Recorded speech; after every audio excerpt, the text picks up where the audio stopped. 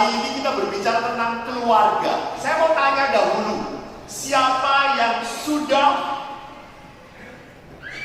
menikah kurang dari 10 tahun? 10 tahun ke bawah. Angkat tangan. 10 tahun ke bawah. Oh, bagus. Baik. Ini masa-masa berat. 10 sampai 20 tahun. Angkat. Wah, kalau ini adalah masa-masa yang sudah tidak merasakan apapun lagi. Sudah tidak ada setrumnya. Pegang istri dengan pegang karung sudah sama.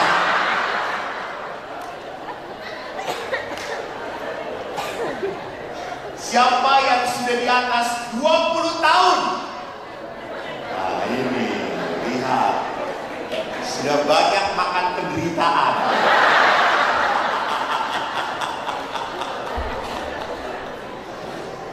Dan siapa yang tidak menikah?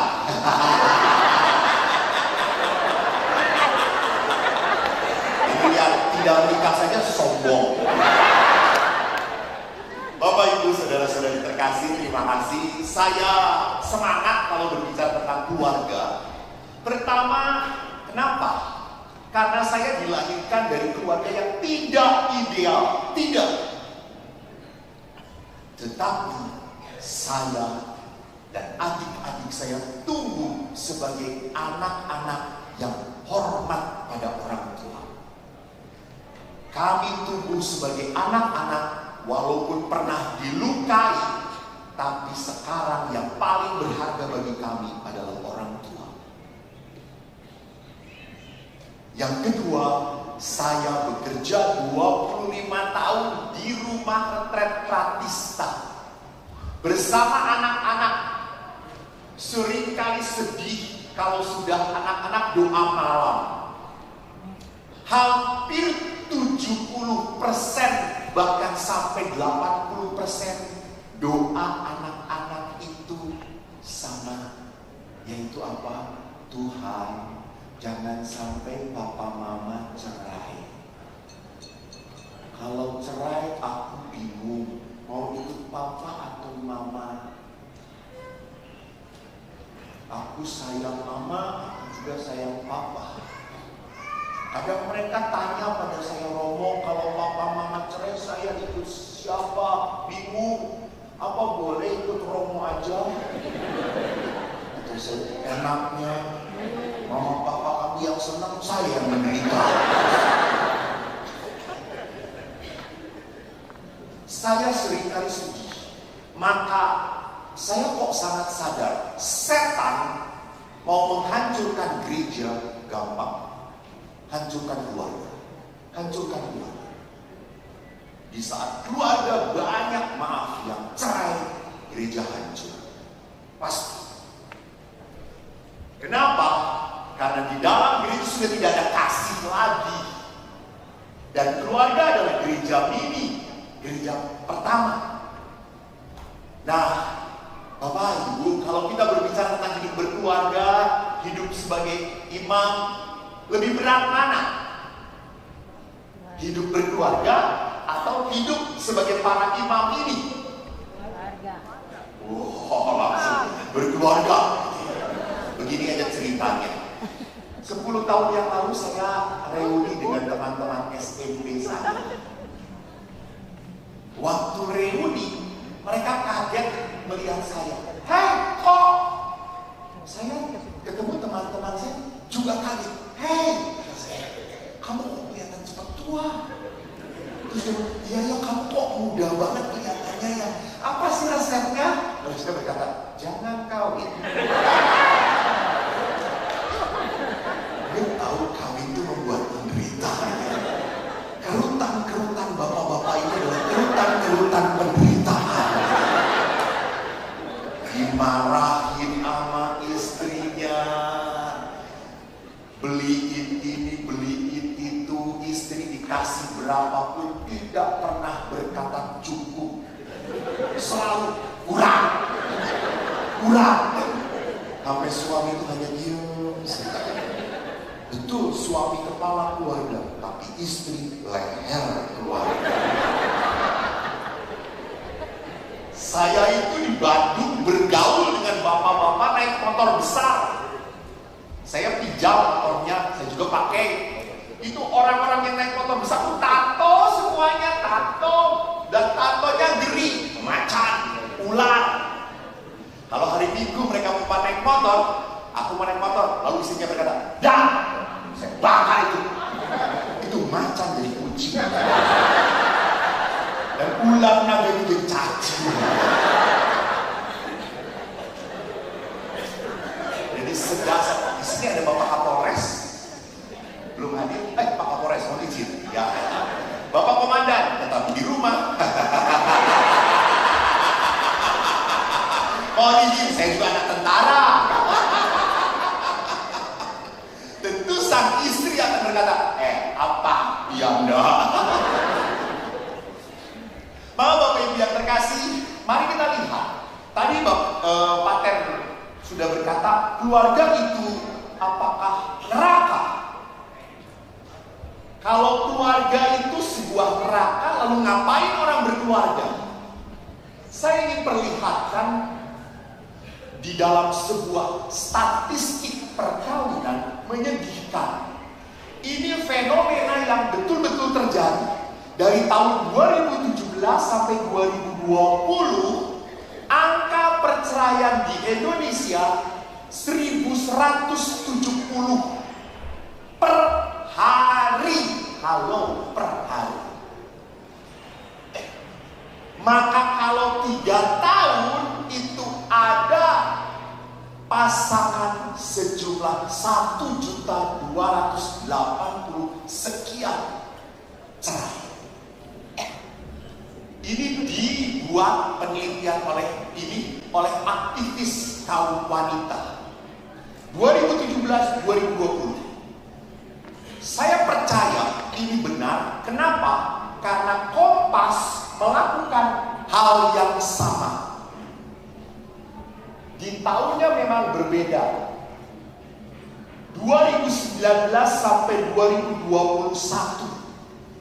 Dan kalau lihat nilai akhirnya 1.230 sekian. Sama menyedihkan. Bisa terjadi orang Katolik pun diam-diam.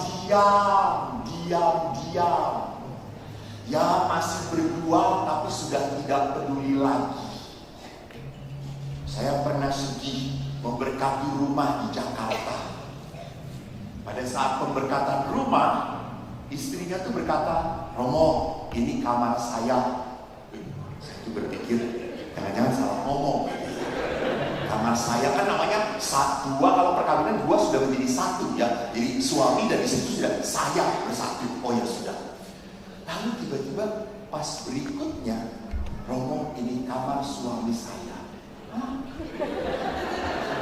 Tapi kamar siapa? Kamar saya. Ini kamar suami saya. Dan saya lihat tidak ada connecting door. Lalu ada connecting door malah ke pembantunya.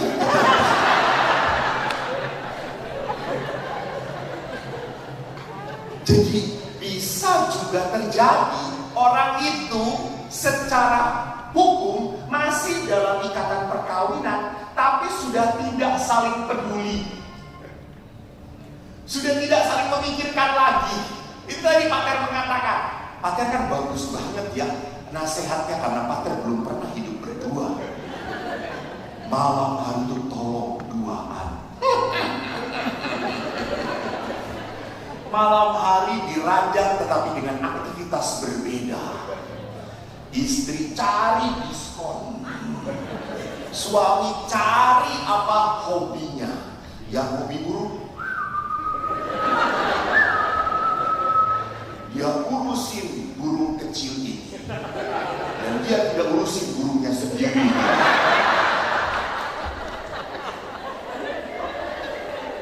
Jadi Bapak Ibu lihat, semuanya akhirnya apa? Punya kesenangannya masing-masing. Maaf, ini ada anak-anak ya.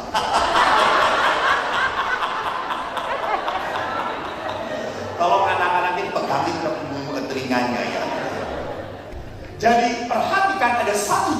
200. Dan lihat menyedihkannya. Kalau lihat jumlahnya, suami istri, berapa persen yang menuntut perceraian paling banyak? Istri atau suami? Hah? Istri. Istri yang paling banyak menuntut cerai. Kenapa bisa demikian? Karena kalau saya tanya bapak-bapak, Pak, bagaimana perkawinannya? Baik-baik saja, tidak ada masalah. Kita seperti yang lain, berjalan biasa. Lalu saya tanya istrinya, Bu, bagaimana perkawinannya? Langsung ditanya penderitaan. Dia kisah, aduh pastor menderita, aduh pastor parah, halah suami saya. Lihat, istri selalu menghadapi masalah di dalam keluarga, sedangkan suami tenang-tenang saja. Kenapa? Seperti yang saya katakan, kenapa suami tidak pernah merasa punya masalah di dalam rumah tangga? Karena suami sumber masalah itu.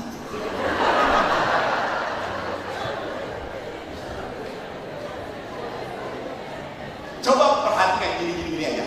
Kalau di rumah tidak ada pembantu ya, kalau tidak di rumah tidak ada pembantu, piring banyak yang kotor, rumah belum dibersihkan, suami datang, para suami tenang atau tidak? Tenang, lihat suami tenang. Para istri, kalau melihat rumah berantakan, semua tidak beres, apakah tenang atau tidak? Tidak. Suami tenang-tenang saja. Kenapa sampai seperti itu? Karena para suami sadar bahwa Yesus pun dulu lahir di kandang domba. Jadi siapa tahu Yesus hadir itu di dalam kekotoran gitu ya. Sudah. Saya memberi retret juga pada ibu-ibu WKRI. Suatu hari saya memberi retret, Ibu, tolong ya, suami itu hargai, cintai. Suami itu dari Tuhan, berkat, hormati. Lalu ibu-ibu itu sadar, lalu berkata, baik pastor, saya pulang ke rumah, saya akan menghormati, mencintai suami saya. Lalu pulanglah dia ke rumah. Setelah pulang, saya telepon ibu itu, Bu, bagaimana? Sudah ketemu suaminya? Sudah. Sama emosi. Bu, sudah dicintai? Gak jadi. Kenapa, Bu? Romo, bayangkan saja, saya pulang itu Romo, suami saya sedang nonton sepak bola, sambil makan kacang berantakan di bawah. Itu cucian masih banyak, belum beres semuanya. Saya datang, Pak, maunya memeluk, tapi Pak belum beres, belum. Kenapa? Kan ada kamu nanti. Itu suami yang tadinya mau saya peluk, jadi saya cekik. Jadi lihat di sini, seringkali bahwa yang merasa di dalam keluarga punya masalah adalah istri. Maka lihat, kalau punya anak pun siapa yang selalu repot? Istri. Anak sekolah misalnya di luar sorong ini, ibu yang selalu pikir, aduh gimana ya anak kita, sehat gak ya? Pak gimana? Apa jawab bapak? Diemin aja, udah besar. Nanti kalau ada apa-apa coba telepon. Tahu-tahu gak telepon anaknya udah mati. Seorang ibu selalu memikirkan. Itulah wanita. Kenapa pria gak pernah memikirkan? Karena tidak ada otaknya. Ada juga ada, tapi gak pernah dipakai gitu ya. Maka otak laki-laki itu kalau dijual mahal, karena jarang dipakai.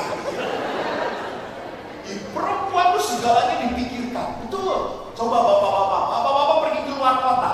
Siapa yang memikirkan bawa baju ini, baju itu? Siapa? Istri.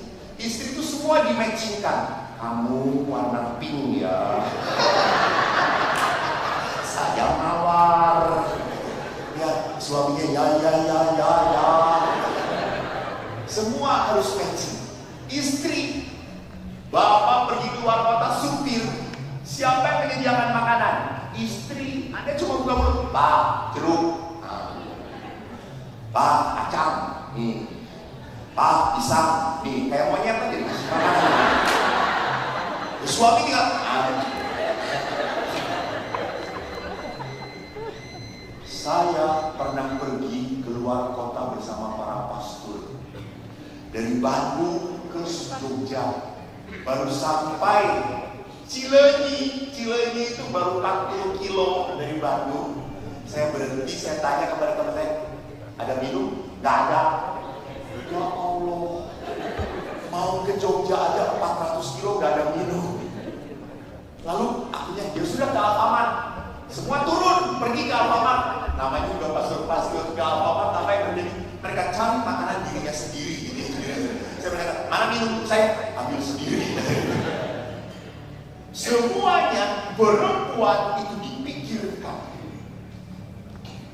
Laki-laki terima beres.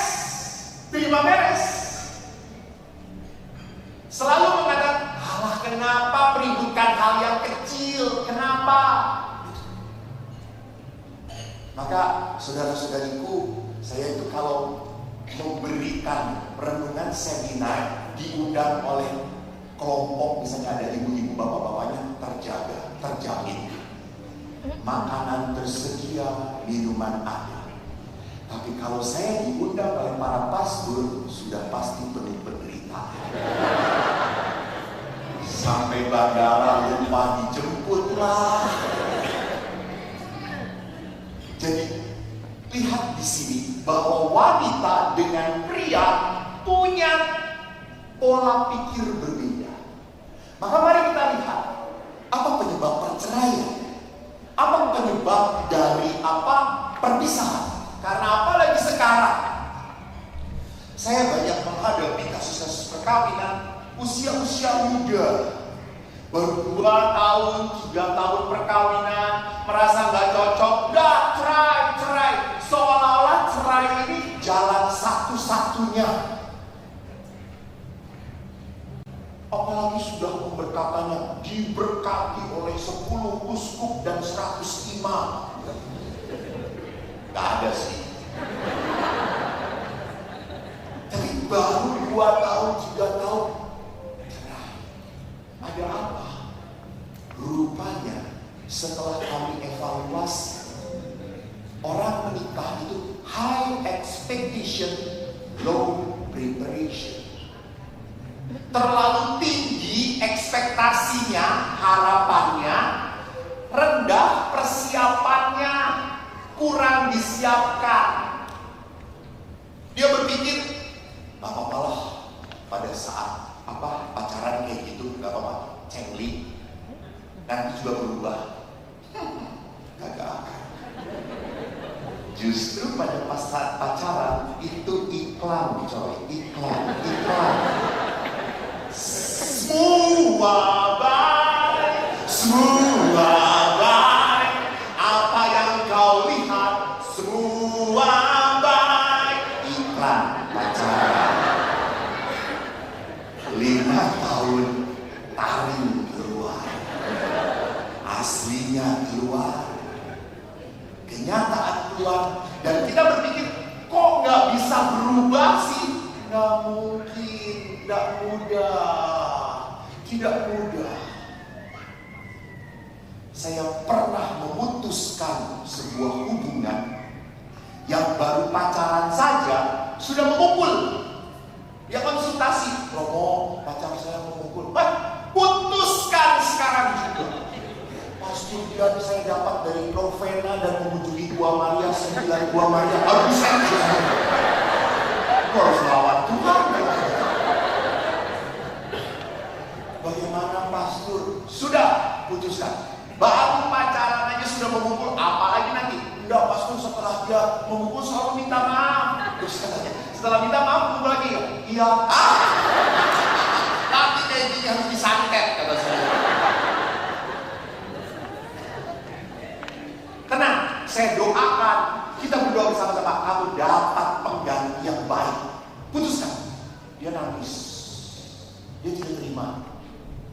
saya mengatakan, hati-hati. Setelah menikah, kau seumur hidup. Bukan hanya untuk 5, 10, 15 tahun. Seumur hidup, lu kuat? Nggak akan. Akhirnya dengan berat hati, dia memutuskan pacarnya itu. Lalu kami berdoa. Berbulan-bulan, dia tidak dapat pasangan. Lapor pada saya. Romo kok belum dapat? Romo udah doa belum? Udah. Lalu bagaimana ini?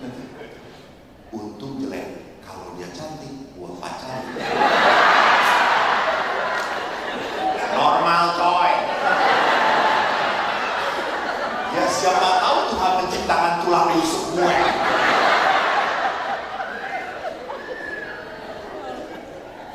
Lalu akhirnya saya pun berdoa, Tuhan tolong dengarkan doaku. Tolong berikan pasangan pada dia. Kalau kau ingin panggilanku selamat.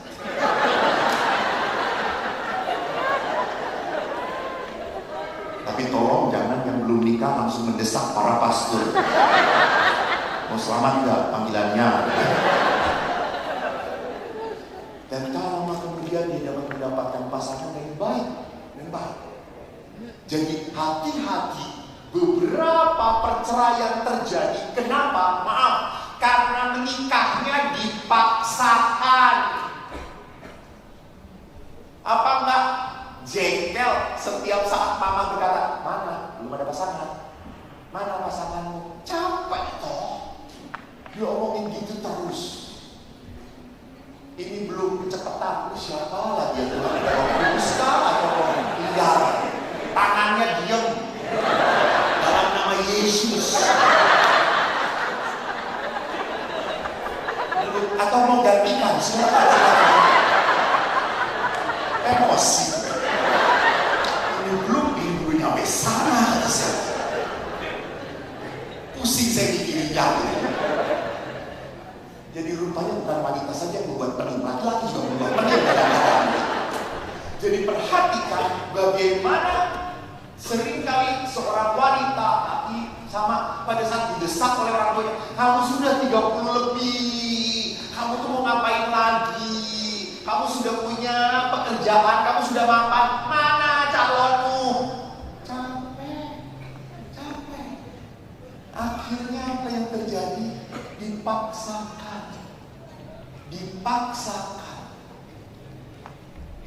Preparationnya, persiapannya nggak benar. Bapak Ibu tahu untuk jadi pastor, kami, walaupun seperti ini wajah kami sekolah minimal 10 tahun untuk jadi pastor, minimal. Dan setelah 10 tahun enggak, masih seperti ini.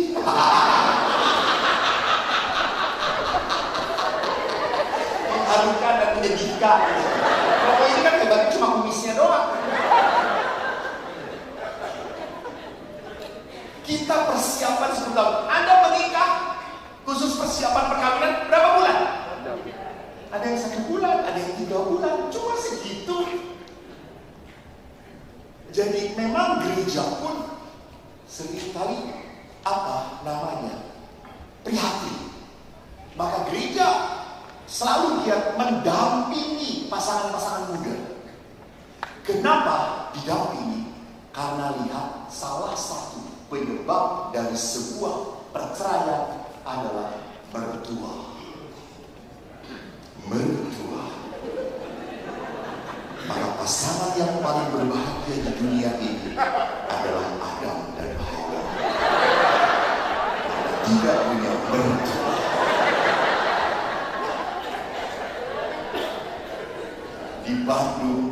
Di Bandung, di tempat kota saya tinggal, ada mie yang paling pedas di dunia. Nama mie itu adalah lidah mertua.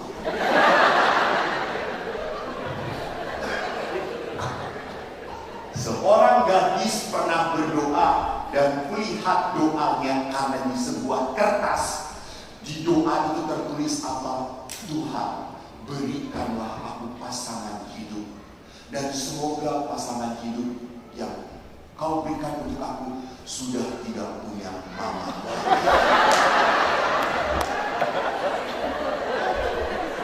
Begitu menakutkannya mertua. Kenapa muncul masalah mertua menantu? Biasanya kalau mertua menantu kan antara ibu dan wanita, toh? Kalau bahasa Inggris lebih gampang lah. Bahasa Inggris itu mother and daughter-in-law. Perempuan-perempuan kagak ada mantu laki-laki ribut. Enggak, mereka cuma tenang.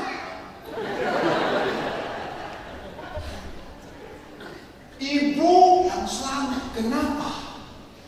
Karena walaupun seorang ibu bahagia melihat anaknya menikah, bahagia, betul? Tapi di satu sisi sedih. Anaknya diambil oleh si borong kokok.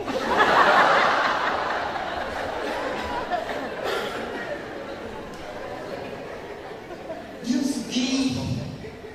Saya sudah membesarkan dia, saya sudah membiayai dia. Tiba-tiba dia lebih sayang pada wanita lain daripada pada ibunya.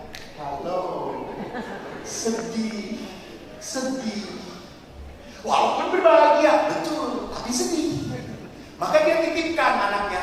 Nah, nanti tolong ya, anak mama ini kalau pagi-pagi selalu minum jus.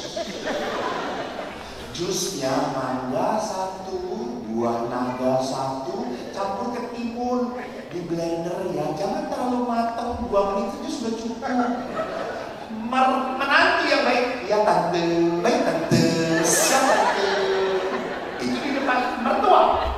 Balik di depan anaknya, dengerin ya, mami lu nyuruh lu minum jus, buat sendiri.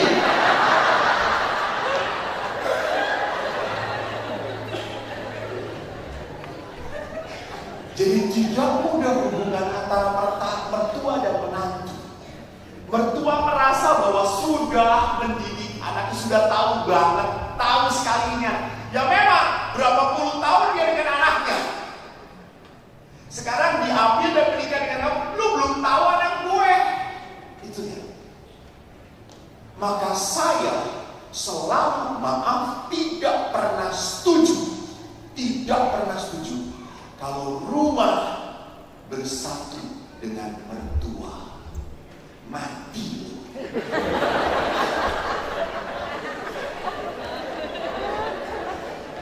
Saya tidak berdoa supaya mati, saya tidak.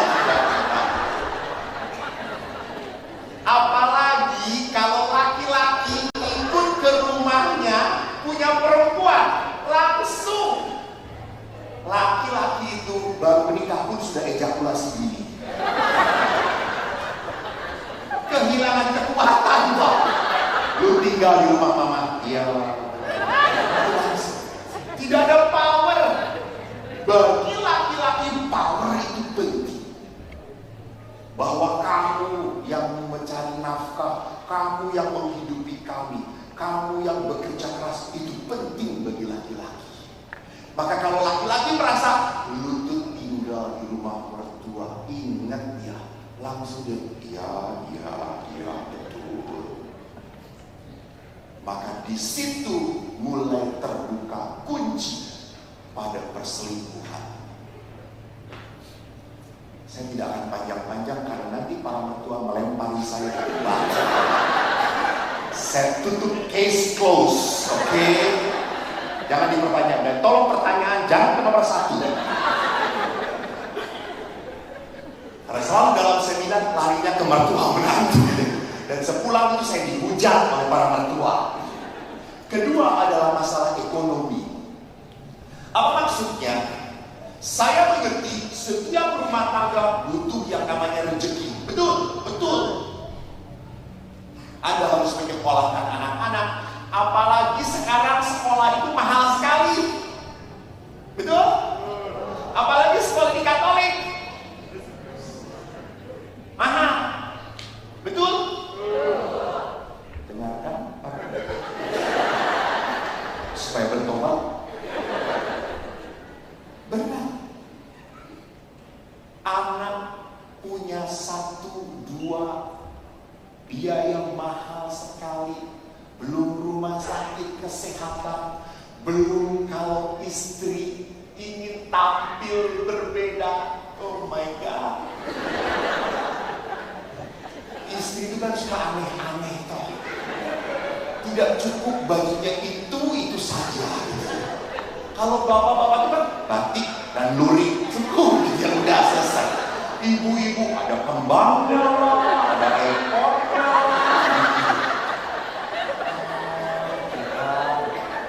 Suka aneh.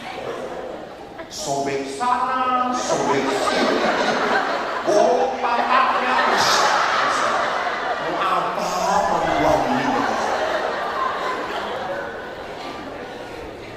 Saya kalau jalan-jalan, saya sering jalan dengan ibu-ibu. Senang, karena senang memperhatikan ibu-ibu belanja. Jadi kalau ibu-ibu itu, Anda tahu di Jakarta ada Mangga 2 zaman dulu. Itu kan pusat belanja yang terkenal. Itu kalau ibu-ibu sebelum ke Mangga 2 kita misah dulu di gereja. Dan semua di gereja ibu-ibu tunduk, saudara-saudara. Seperti orang alim sekali Tuhan Yesus. Mereka hamba-hamba Allah yang soleh sekali. Dibawa ke Mangga 2, ya Tuhan, yang sebul nempel di mereka. Langsung lihat semuanya, naik ke atas, turun ke bawah. Para bapak itu cuma duduk, dia pegang tas, Pak, ibu ya, makan ke atas. Ya. Mana tadi kartu kreditnya? Ini.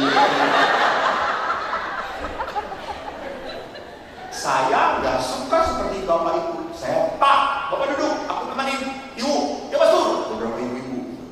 Kalau kayak ibu lucu, pastor, lihat lucu banget ya, bagus ya.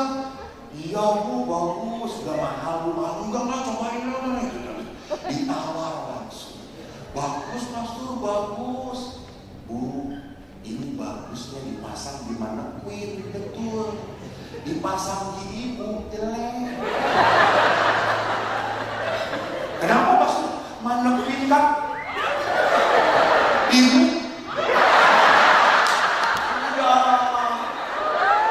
Ibu beli sarung aja selesai. Gak ada model pastor ini gitu. Udah jangan ikut saya. Enggak, saya mau ikut itu.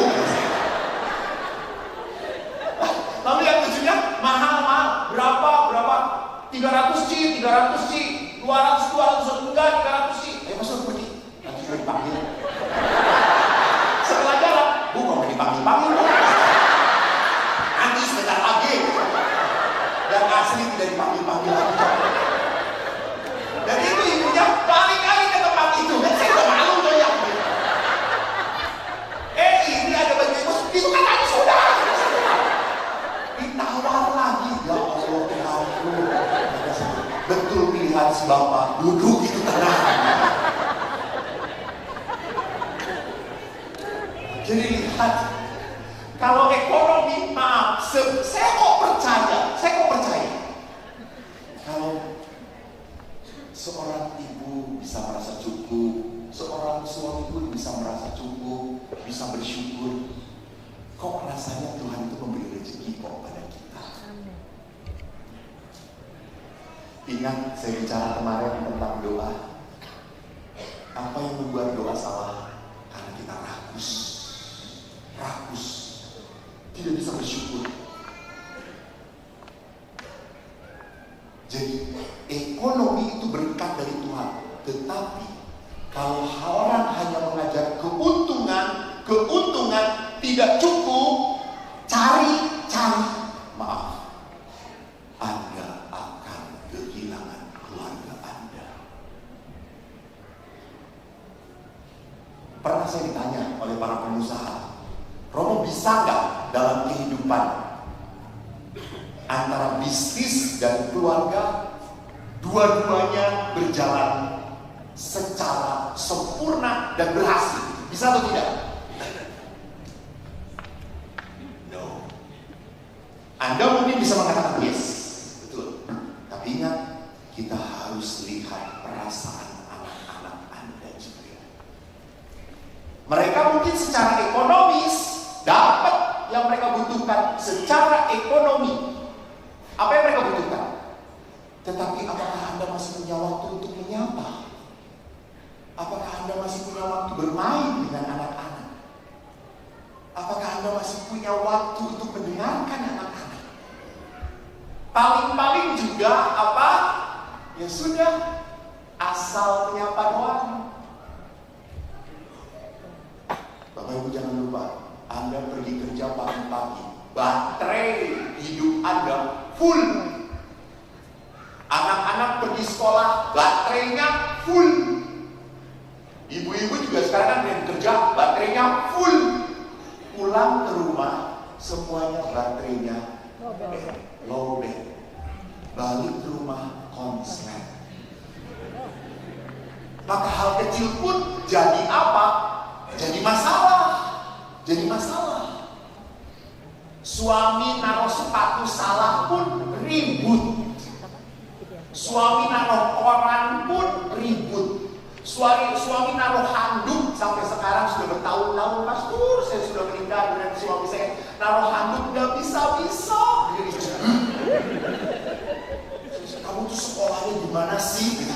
Dan suami dengan tenang, apa salahnya? Saya suka kagum dengan para suami ini. Kau bisa menghadapi istri yang seperti itu gitu ya?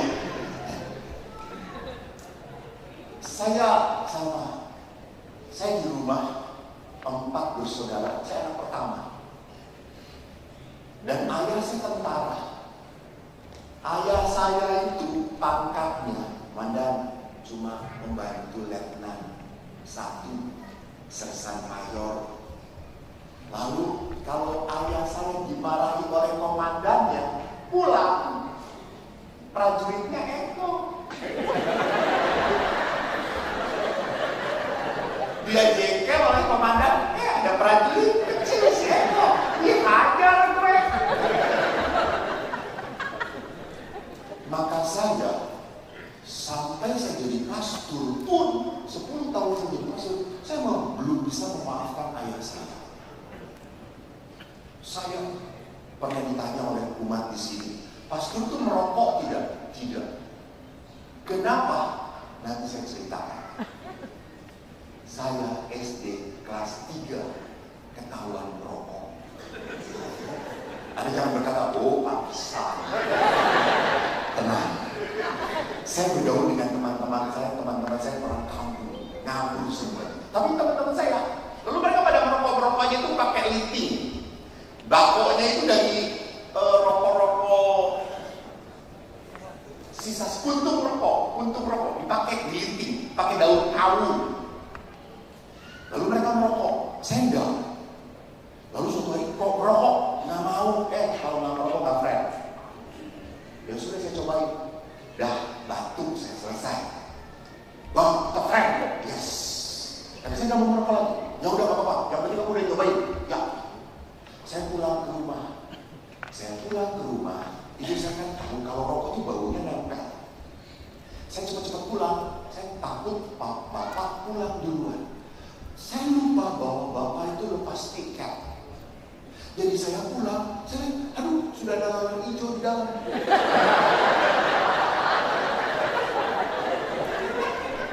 Tentara pakai baju hijau semuanya. Saya sudah tidak bisa menghindar. Saya masuklah. Lalu saya menyapa ayah. Ayah sudah datang. Saya salam. Lalu ayah ngomong, kok bau rokok ya kok? Maksudnya, iya ya Pak, kok bau rokok ya Pak? Jangan-jangan tadi ada tamu Pak. Saya lihat di asbak bersih coy. Aduh, bersih. Lalu ayah mendekati saya dan dia, kamu merokok ya? Enggak, mas saya bukan merokok. Enggak merokok, masih kecil, enggak merokok. Lalu ayah langsung bilang, kamu merokok? Enggak. Langsung ayah itu kan memastikan berarti semalaman gak tidur toh. Pak, kamu merokok? Iya, wah, itu pengakuan yang menimbulkan penderitaan. Karena harusnya pengakuan harus pengampunan, toh. Ini pengakuan penderitaan. Saya dipukul dan waktu saya dipukul saya melihat ayah. Dan itu tidak boleh. Kalau ayah marah saya tidak boleh menatap wajahnya. sepatu laski. Anda tahu sepatu ceko itu isinya besi, dilemparkan dalam jarak 1 meter, kena bibir saya. Bibir saya pecah, gigi saya patah, dan saya kabur dari rumah. Saya pergi ke sawah, dan di sawah ada kaleng. Saya masih ingat apa kata-kata saya. Pak, nanti Eko sudah besar, kita berkelahi. Berani, sekarang Eko masih kecil, berani. Ayo kita berani berkelahi pakai blok. Saya takut. Anda tahu sampai sore saya tidak dicari oleh ayah. Karena ayah berpikir, anak ayah 4, hilang 1, masih 3.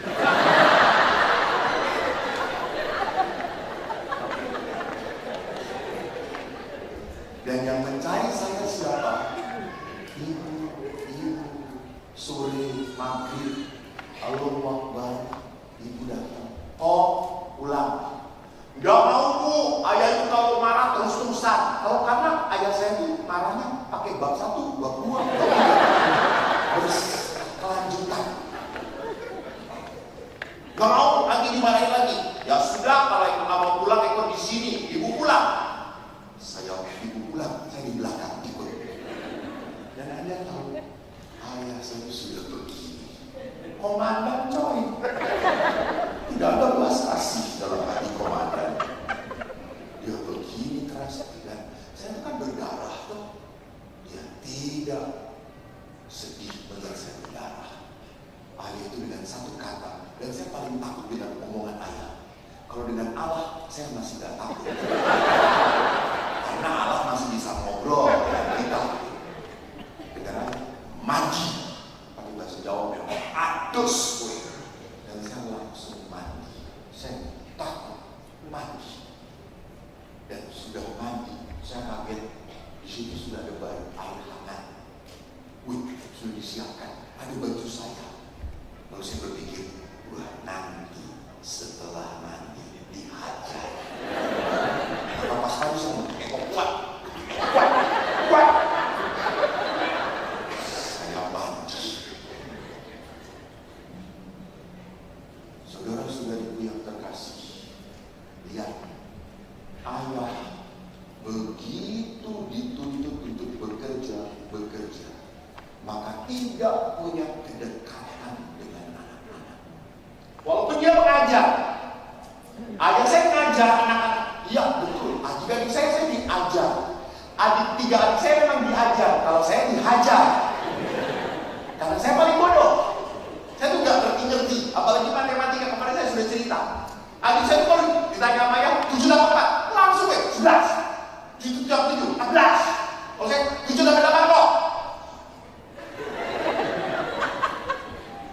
19, salah kabrok.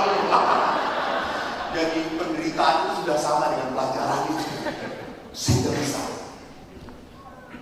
Nah, perhatikan pada saat ekonomi tidak disadari sebagai berkat Tuhan, maka akhirnya saya bertanggung jawab untuk pekerjaan. Saya lupakan relasi dengan anak. Dan ingat Bapak Ibu, hubungan dengan anak itu ada waktunya. Masih kecil, Anda bisa meluk mereka, Anda bisa menyayangi mereka. Setelah SMP, masih bisa dipeluk anak itu? Enggak. Anak akan berkata, udah jangan peluk. Kayak film India. Padahal ayahnya masih ingin memeluk. Masih. Pernah seorang ayah begitu sedihnya, dia memeluk anaknya nggak mau dipeluk. Seminggu kemudian dia jalan ke mall, dia lihat anaknya dengan pacarnya dengan tenang dipeluk oleh pacarnya. Ayahnya berkata, Tuhan, saya masih makan, dia yang udah.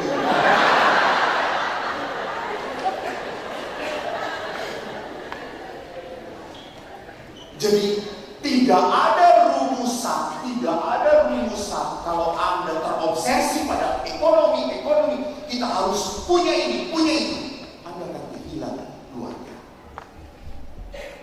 Jadi memang di sini butuh yang namanya balancing. Maka yang ketiga, masalah yang membuat perceraian adalah komunikasi.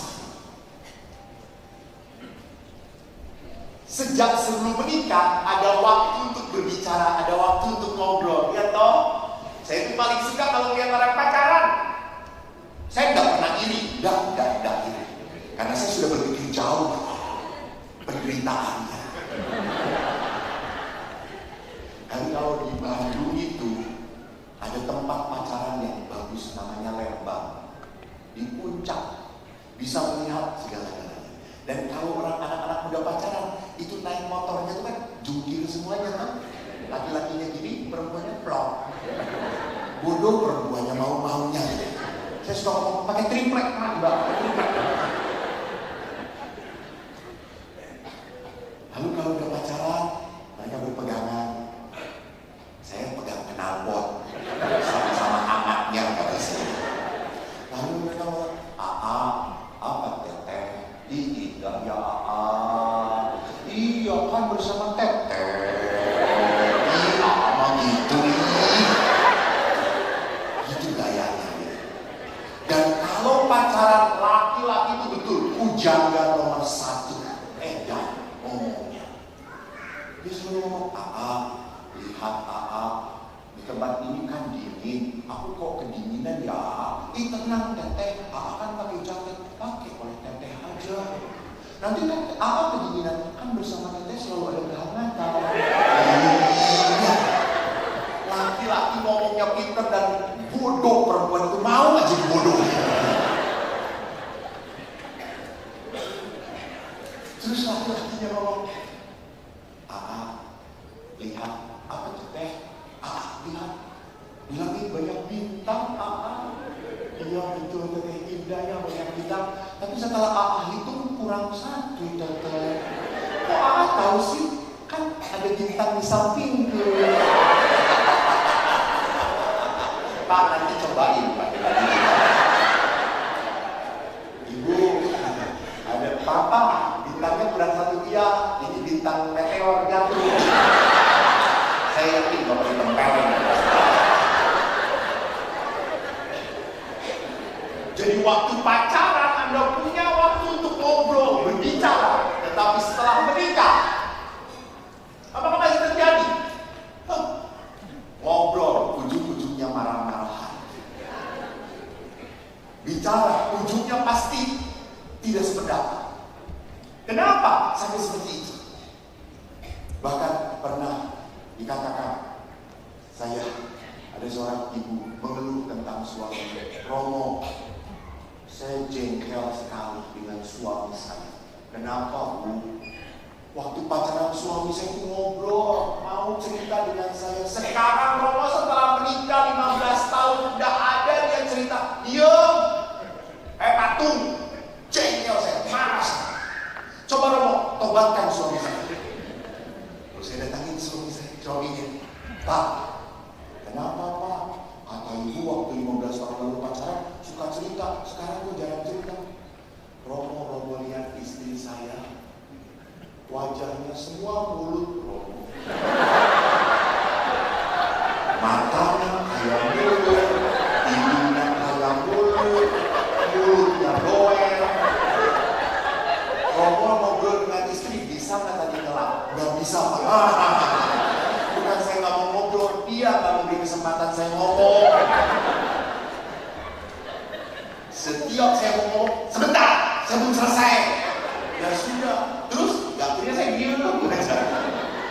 Benar salah gimana Pak? Ya sudah, saya benarkan saja. Daripada nantinya ribut, ya menarik.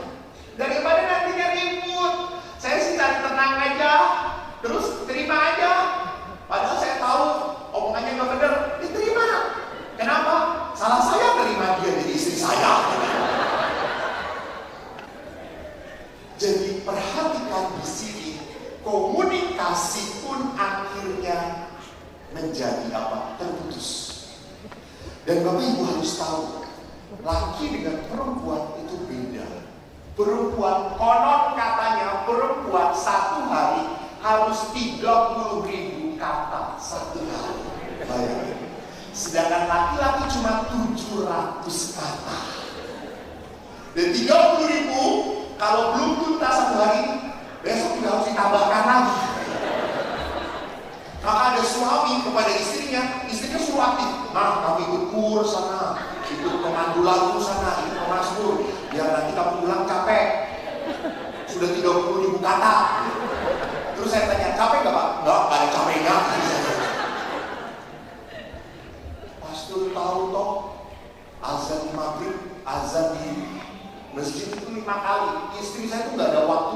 Dari matahari sebelum terbit udah berbunyi.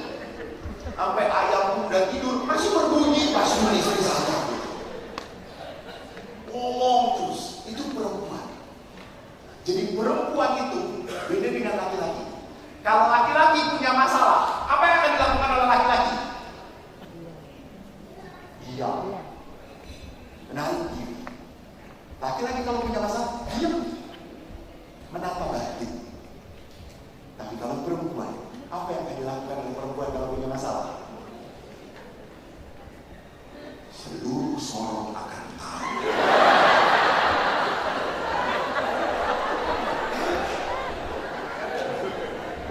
Maka kalau ingin tahu bagaimana pastor ini, tanya ibu-ibu. Gelontor semua. Perempuan kalau ada masalah bicara. Dan perempuan itu kalau bicara belum tentu cari solusi. Karena saya pernah ketemu perempuan konsultasi, saya beritahu itu langsung, udah itu saya sudah lakukan. Kamu ngomong lagi, saya beritahu ini, udah saya sudah lakukan. Sampai saya capek, udah saya capek. Solusinya apa pastor? Enggak, saya nggak bisa ngasih solusi. Ibu aja sendiri sono. Bahkan saya pernah seorang ibu datang, Romo saya mau cerita lagi. Sudah 40 menit saya lihat jam, dan berhenti. Lalu saya ngomong, sebentar, saya belum selesai. Ya Allah, pastor itu bentak ke saya. Dia ngomong lagi, 30 menit lagi dia ngomong. Setelah ngomong 30 menit lagi, si ibu langsung, sudah pastor, selesai. Saya sudah puas, saya pulang sekarang ya pastor. Terima kasih pastor. Bu, ya ibu puas, saya menderita. Jadi memang perempuan itu bercerita bukan cari solusi, hanya untuk apa? Cerita.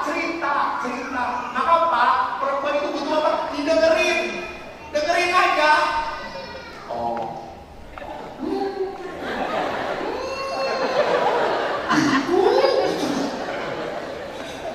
Jadi kalau istri cerita,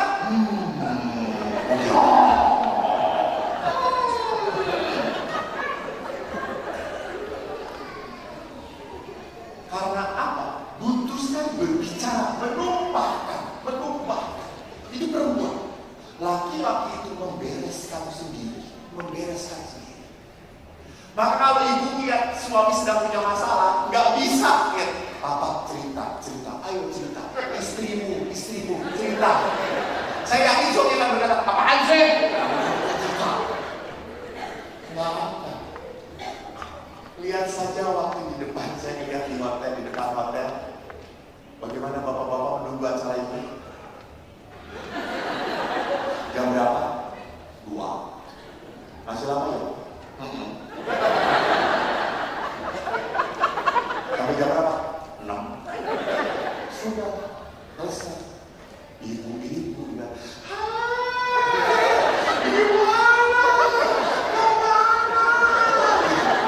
Ibu itu kalau udah ketemu topiknya banyak banget, betul. Maka istilah saya di mana 2 atau 3 orang ibu berkumpul, Yesus pergi dari sini.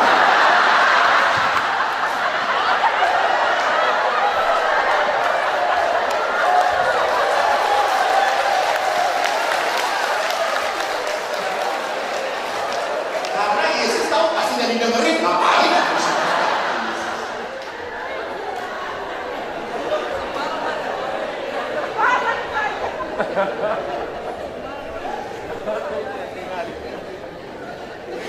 Keempat, masalah di dalam sebuah perkawinan yang mengakibatkan orang akhirnya sampai kepada keinginan untuk berpisah adalah apa? Salah pemahaman. Ada banyak orang yang punya pandangan bahwa perkawinan itu harus membahagiakan. Jadi kalau saya tidak bahagia, ya sudah, saya harus berhenti. Karena bahagia itu identik dengan saya senang. Salah. Kalau tujuan perkawinan adalah sebuah kebahagiaan, saya jamin semuanya akan bisa. Saya coba tanya para pastor setia yang jujur. Siapakah yang selalu bahagia menjadi pastor? Selalu bahagia. Ya kan? Tidak ada yang berani yang katakan siapa. Yang umat seperti ini pasti menderita. Jadi kebahagiaan itu adalah sebuah apa? Buah dari pengorbanan. Lihat seorang ibu, walaupun lapar dan lihat anaknya, "Mam, aku mau makan, tolong buatin super mie, Mam." Pasti ibu bilang, "Oke, Dede, Mama buatin super mie." Dia buatkan. Walaupun dia lapar, dia kasih super mie kepada anaknya. Dia lihat anaknya semangat makan, dia bahagia. Itu kebahagiaan dia raih dari sebuah pengorbanan. Bahkan ibu-ibu sekarang lebih baik lagi. Kalau, "Mam, aku lapar, Mam, tolong buatin super mie." "Oke, Mama temenin ya. Dede satu super mie, Mama dua super mie." Maka bentuk ibu-ibu sekarang sudah tidak beraturan, toh. Sancang di mana-mana menghilang diri.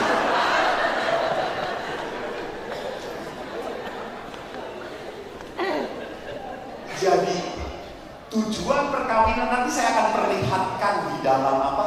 Di dalam KHK. Sekarang mari kita lihat. Kalau demikian salah pemahaman bahwa tentang perceraian, mengapa cerai ada di dalam buku Musa? Kalau begitu, memang tertulis secara literer tertulis ada cerai. Tetapi Yesus memperlihatkan kenapa Musa sampai memberikan surat cerai. Jelas di sini. Musa memberi izin untuk menceraikan dengan membuat surat cerai. Kata Yesus, justru karena ketegaran hatimu lah maka Musa menuliskan perintah ini. Jadi perceraian diberikan oleh Musa karena ketegaran hati. Next. Apa itu? Sebab pada awal dunia Allah menjadikan mereka laki-laki dan perempuan. Sebab itu laki-laki akan meninggalkan ayahnya dan ibunya dan bersatu dengan istrinya, sehingga keduanya menjadi satu daging. Demikian mereka bukan lagi dua, melainkan satu. Karena itu apa yang dipersatukan Allah tidak boleh diceraikan manusia. Di dalam Amoris Laetitia dikatakan apa?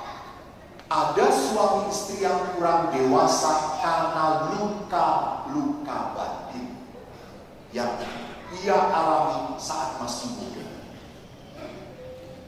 Jadi, Bapak Ibu, Anda dididik oleh orang tua. Bagaimana Anda dididik oleh orang tua? Di dalam perkawinan itu pun akan terbawa, terlihat. Saya, bapak saya Jawa, ibu saya Jawa. Saya itu kalau lihat foto ayah ibu, kalau mereka berdua dipotret, sikapnya sama. Ayah tentara, ibu tidak. Tidak ada posisi yang dipeluk, dicium, kagak ada. Bahkan sampai saya masuk seminari, saya belum pernah melihat bapak ibu berciuman di depan kami. Tetapi menghasilkan 4 anak tanpa ciuman. Hebat. Gak tahu saya anak genderuwo apa. Kenapa sampai seperti itu? Mereka tidak mau melakukan di depan anak-anak, apa istilahnya, pamali. Gak boleh, memalukan. Ya, padahal itu ekspresi sayang. Padahal itu adalah ungkapan kasih. Kenapa kok malu di depan anak? Tapi itu karena budaya.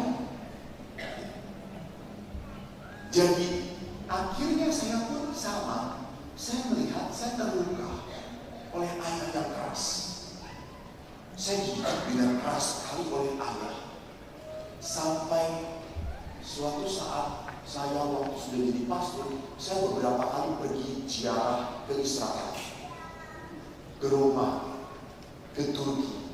Dan kalau pergi ziarah, saya selalu mencari oleh-oleh yang terbaik dan termahal untuk ibuku. Why? Because I love my mom.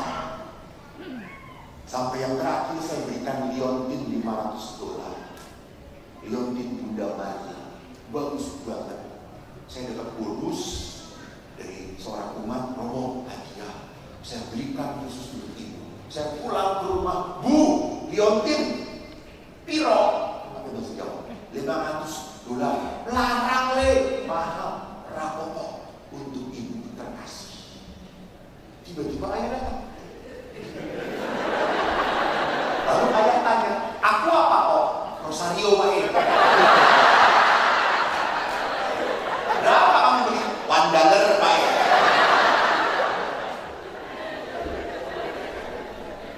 Saya asli, saya ngobrol banyak dengan ibu. Saya pulang ke rumah ngobrol dengan ibu. Saya jarang ngobrol dengan ayah. Dah. Saya dengan paling ayah gini deh. Ayah mendengarkan saja. Kadang-kadang gini, saya nggak cerita dengan ayah. Jadi sampai akhirnya saya berpikir bahwa setelah jadi pastor, saya bisa mengampuni ayah. Enggak bisa. Saya harus sekolah di Filipina, saya harus sekolah konseling keluarga. Dan pada saat sekolah, profesor saya tahu, kamu terluka oleh ayah kamu. Kamu punya kepahitan dengan ayah. Karena waktu saya berdoa, saya suruh membayarkan ayah saya meninggal. Saya tidak menangis dulu. Saya malah berkata, ya sudah ayah, selamat jalan. Saya nggak sedih, enggak. Tapi waktu membayarkan ibu meninggal, saya menangis, saya sedih. Saya sayang banget dengan ibu. Sampai dosen berkata, kok, you come to Indonesia, please see your dad and talk to him. Saya akhirnya pulang ke Indonesia. Saya datangi ibu saya dan adik-adik saya, yuk kita retret. Itu sudah jadi pastor 10 tahun. Yuk, saya telepon ayah, retret. Ayah saya itu aktif di gereja, prodiakon, lektor, tata tertib, ketua lingkungan, ketua legio. Cuma satu kurang, belum ditahbiskan. Aktif banget. Jadi waktu saya telepon, Pak, kita retret. Aduh, sibuk, mau ini. Saya langsung teriak, saya Romo, retret. Langsung yang berkata, oh baik Romo. Tentara harus dilawan dengan komandan. Akhirnya kita retret sama-sama. Dan waktu retret kami menumpahkan tanpa menyalahkan, kami kesedihan. Dan adik saya yang ingat, ayah itu tidak pernah memukul 3 anak. Adik nomor 2, nomor 3, nomor 4, ayah tidak pernah memukul. Ayah itu selalu memukul anak nomor 1, kakak. Mereka ingat penderitaan. Dan aku lebih ingat lagi. Lalu setelah selesai cerita, baru ayah cerita masa lalunya beliau. Saya baru ngeh di situ. Jadi ayah saya itu Muslim. Ayah itu baru menjadi Katolik dan satu-satunya Katolik. Kakek saya, nenek saya, om, tante, semuanya Muslim. Ayah saya anak ketiga dari 5 bersaudara, 2 kakak dan 2 adiknya perempuan. Dan ayah saya punya eyang saya itu seorang ajengan, pemimpin agama. Jadi beliau itu kalau sholat selalu di depan mimpin.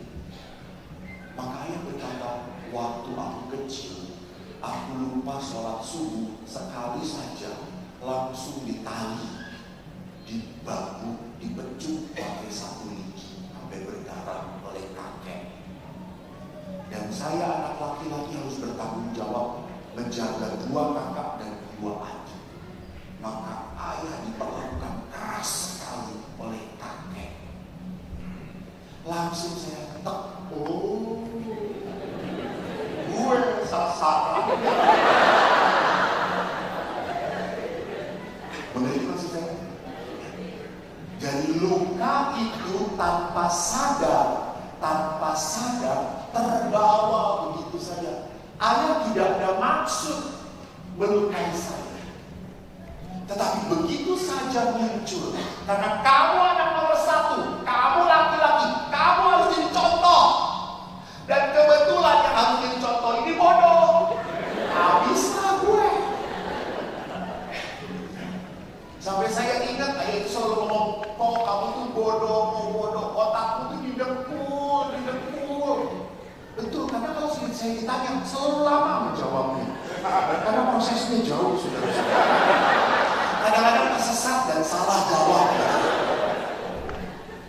Dan saya percaya otak saya didengkul. Saya tuh bodoh, ya betul. Pernah waktu di seminari para romo, saya sepak bola. Dan waktu itu kan seminari kan selalu pertandingan antara angkatan 1, angkatan ini senior kan. Saya kelas 2 melawan kelas 3. Kelas 3 jago-jago. Dan waktu saya kiper.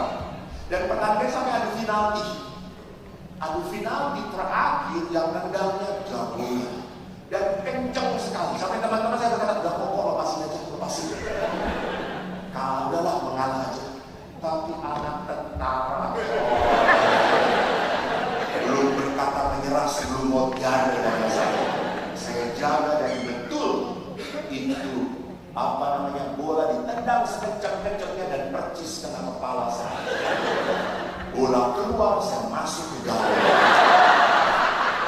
Dan kelas kami menang, saudara-saudara. Semua sorak kegirangan, saya masuk ke rumah sakit karena saya muntah-muntah.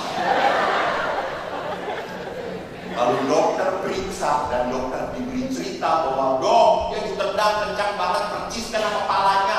Dokter periksa, lalu dokter, hebat ya, kamu ditendang seperti itu nggak geger otak ya? Lalu saya, nggak mungkin dong otak saya di sini.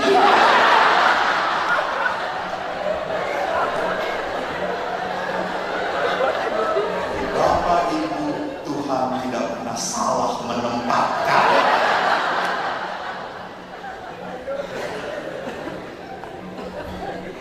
Jadi lihat, luka kalau tidak dibereskan akan merembet pada apa?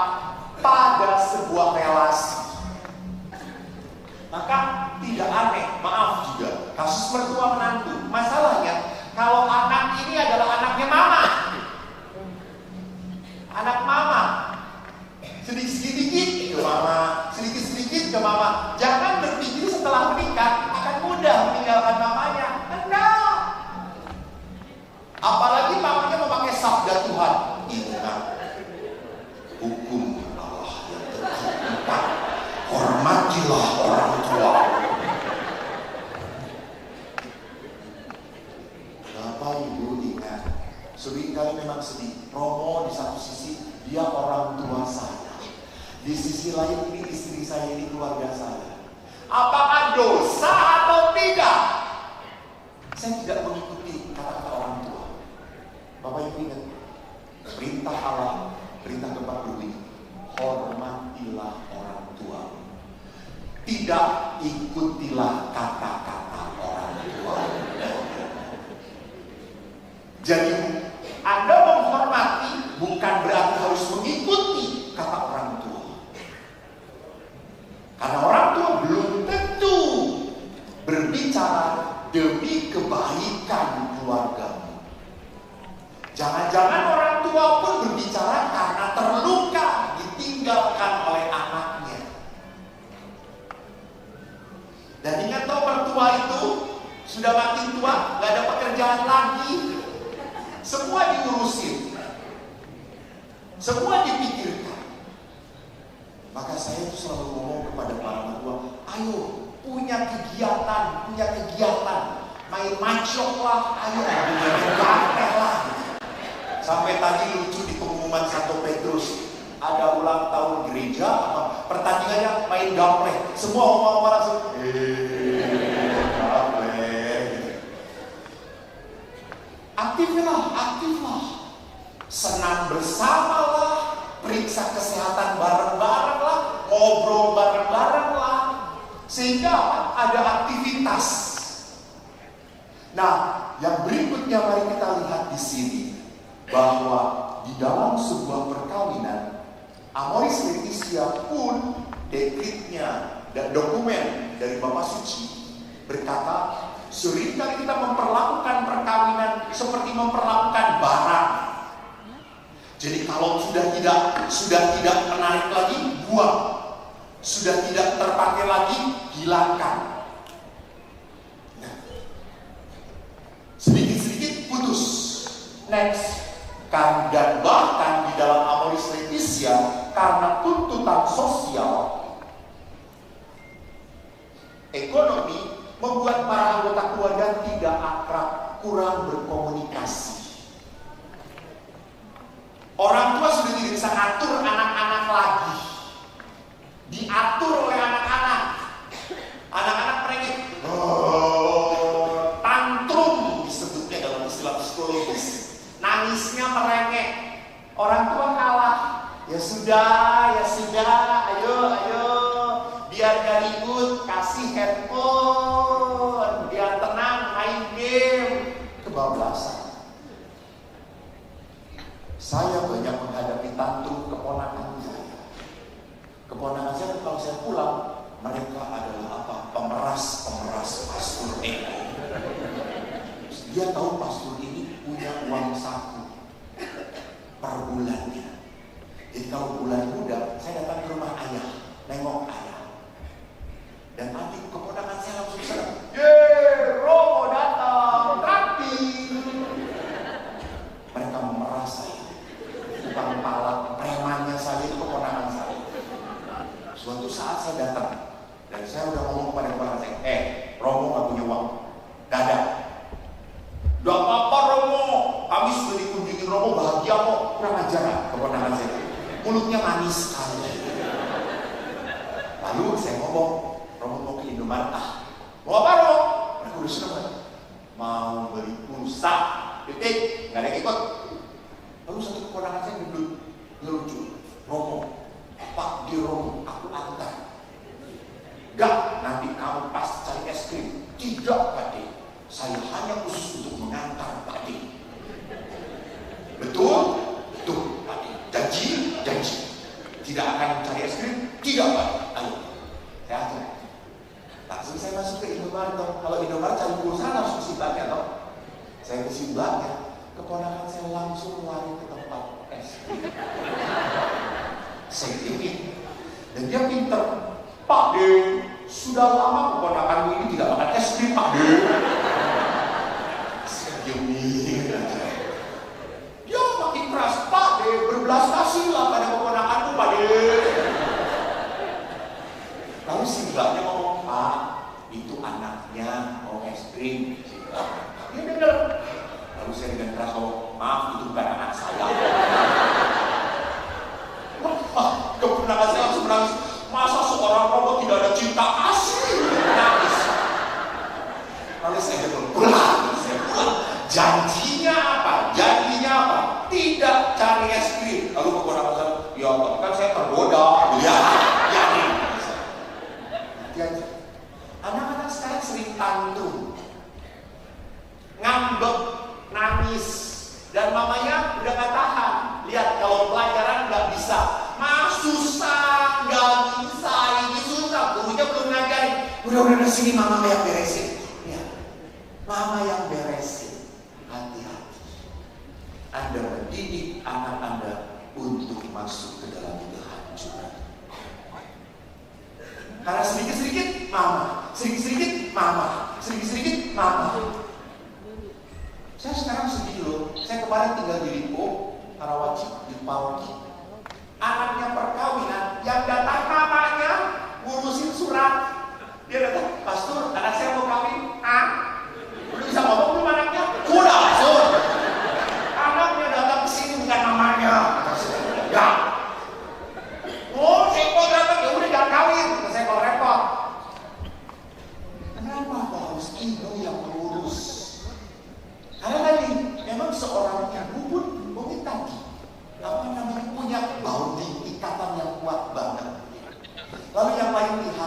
bisa terjadi kekerasan, alkohol, judi, narkoba, membuat orang menjadi kasar di dalam keluarga. Maka Bapak Paulus mengatakan apa? Ketegangan di dalam keluarga terjadi karena apa? Karena individualistis. Orang menikah tapi inginnya nggak mau repot. Mau nikah inginnya tenang. Nggak ada itu rumusannya. Maka saya tertarik sekali dengan kata-kata yang ini. Nah, I always thought love was shaped like a heart, but actually shaped like a cross. Perkawinan itu adalah memanggul salib. Perkawinan itu berat. Maka kalau Anda merasa bahwa hidup perkawinan Anda menderita, Anda sudah berada di jalan yang benar. Tuhan memberkati. Terima kasih.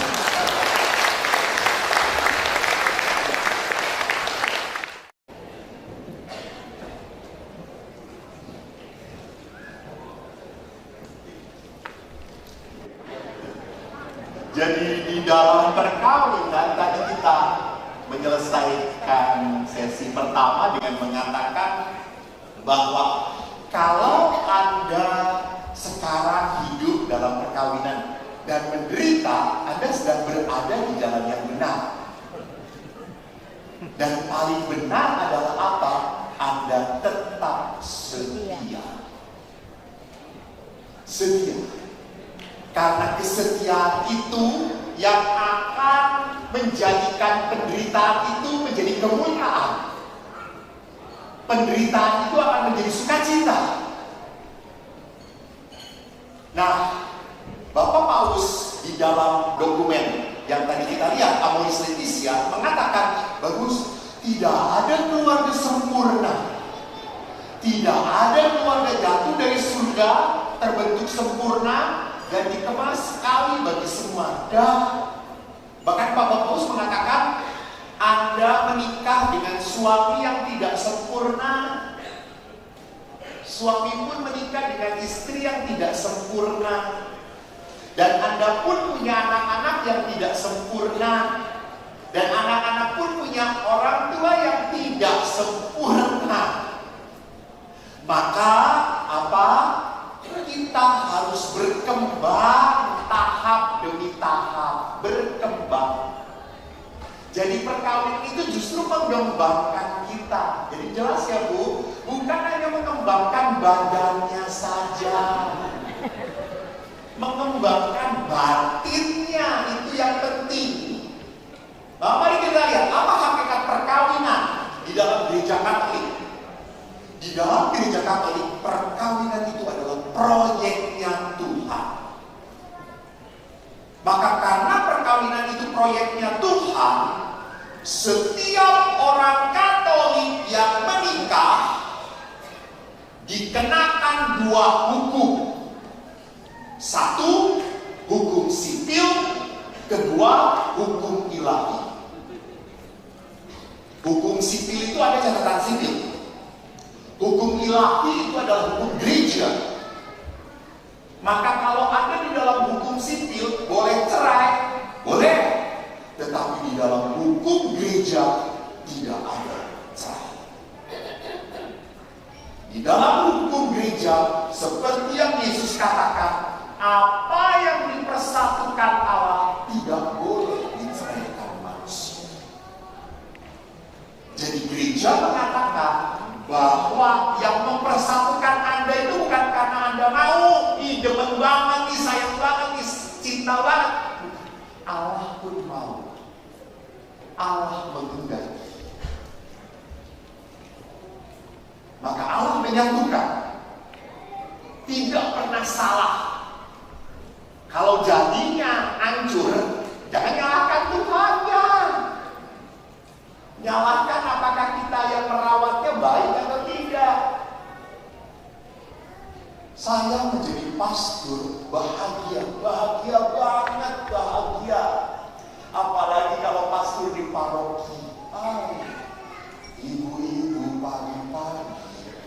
datang, Romo, ada Pak Penda, Romo. Padahal di rumah untuk suaminya itu makanan dihangatkan ke 7 hari. Untuk pasturnya selalu yang terbaru. Betul para Romo, haleluya.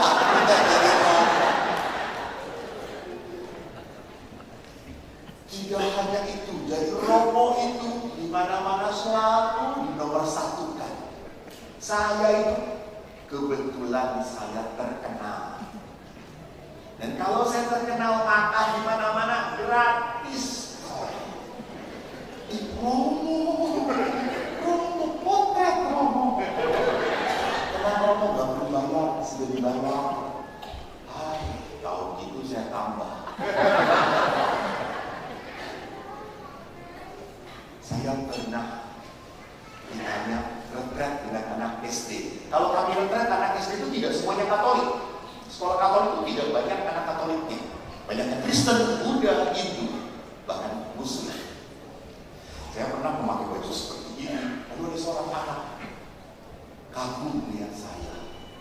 Dia lihat saya, dia langsung ngomong, ini Romo ya?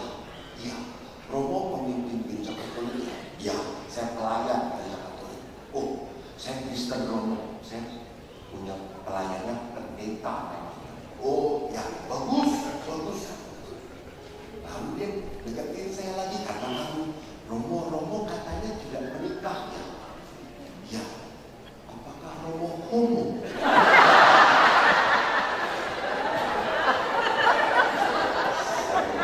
Normal.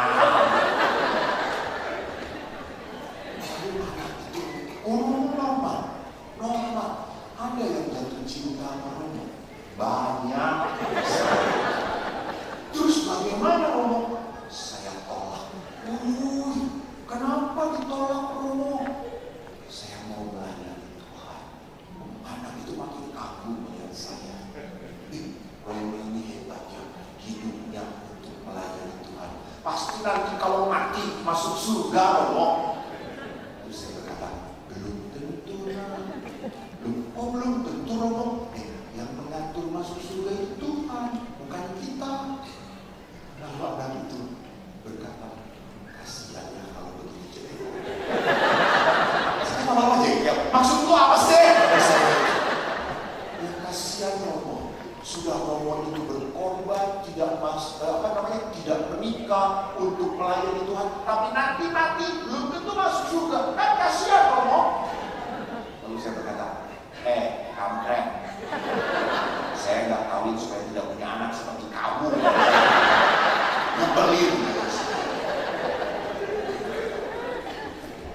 Jadi dia melihat bahwa jadi Romo itu supaya nantinya masuk surga ya. Ya betul sih, tetapi bukan berarti saya pamrih. Enggak. Saya melakukan ini karena Tuhan sudah mencintai saya. Maka sama, di dalam perkawinan ini proyeknya Tuhan. Saya bahagia. Saya pernah ditanya, pastor kalau nanti di surga pastor boleh kawin lagi? Apakah pastor mau kawin atau mau jadi pastor? Saya tetap jadi pastor. Kalau saya tanya pada Bapak Ibu, kalau nanti masuk surga, apakah tetap memilih pasangan yang sama? Langsung diinjak istrinya. Jawab.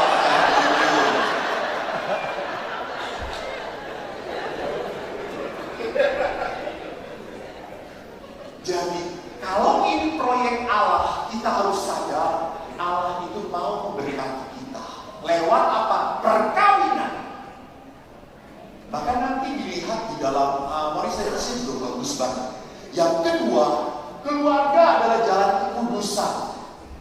Hidup keluarga itu jalan kekudusan. Bukan berarti dalam hidup keluarga jalan kekudusan berarti saya harus aktif di gereja pelayanan. Tidak, bukan seperti itu. Karena banyak pelayanan adalah sebuah pelarian. Karena malas jengkel dengan pasangannya, sudah pelayanan saja. Nggak benar itu. Pelayanan dari keluarga yang baik, dari keluarga yang damai, bukan melarikan diri. Maka bagaimana Allah menguduskan kita? Justru Allah menguduskan kita dengan menghadirkan kelemahan pasangan Anda. Jadi kalau pasangan Anda itu nyebelin, bersyukurlah kepada Tuhan, saya jadi kudus. Kalau istri Anda cerewet, bersyukurlah kepada Tuhan. Tuhan, syukur, ini yang membuat saya kudus. Kalau suami Anda tidurnya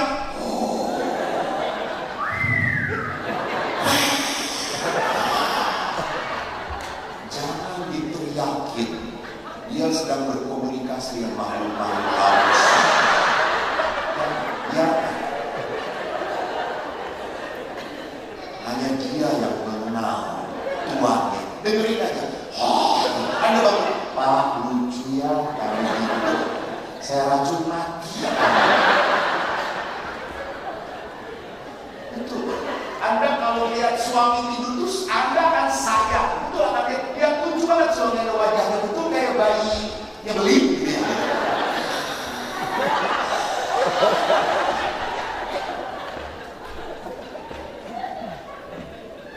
Tapi itulah kekudusan. Anda tidak bisa tidur supaya apa? Anda mendoakan suami Anda. Jadi Anda tidur, Anda berdoa ke Tuhan, terima kasih untuk pasangan hidupku. Tapi kalau kau mau panggilin, silakan.